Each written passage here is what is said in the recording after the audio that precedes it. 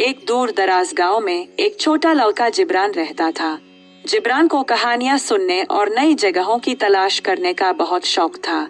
एक दिन इसने गांव के बुजुर्ग से एक जादुई जंगल के बारे में सुना, जहां हर दरख्त एक राज छुपाए हुए था। जिब्रान ने फैसला किया कि वो इस जंगल को तलाश करेगा और इसके राजों से पर्दा उठाएगा।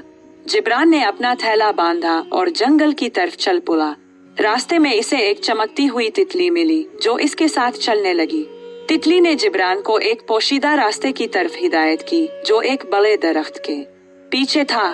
जब जिब्रान ने झांका तो इसे एक तंग रास्ता नजर आया, जो गहरे जंगल में जाता था।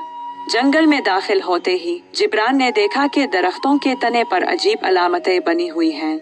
ये अलामतें चमक रही थीं, जैसे वो जिब्रान को कुछ बताना चाहती हो। अचानक एक दरख्त से एक बोलता हुआ बिंदरा बाहर आया, जिसने कहा, अगर तुम जंगल के राज जानना चाहते हो तो तुम्हें 3 आजमाइशों से गुजरना होगा। पहली आजमाइश में जिब्रान को एक गहरे गार में जाना था, जहां एक चमकती हुई चाबी छपी हुई थी।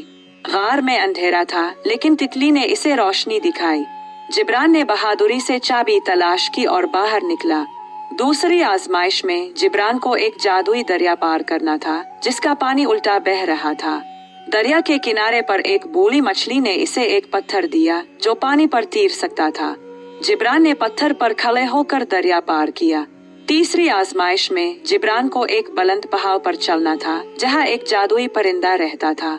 परिंदे ने जिब्रान से 3 सवाल पूछे और जब जिब्रान ने दुरुस्त जवाब दिए तो परिंदे ने इसे एक चमकती हुई पत्ती दी, जो जंगल का सबसे बड़ा राज थी।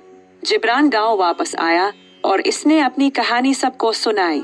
अब वो जानता था कि हर जंगल, हर मुश्किल और हर राज का हल हिम्मत और दोस्ती में छुपा होता है।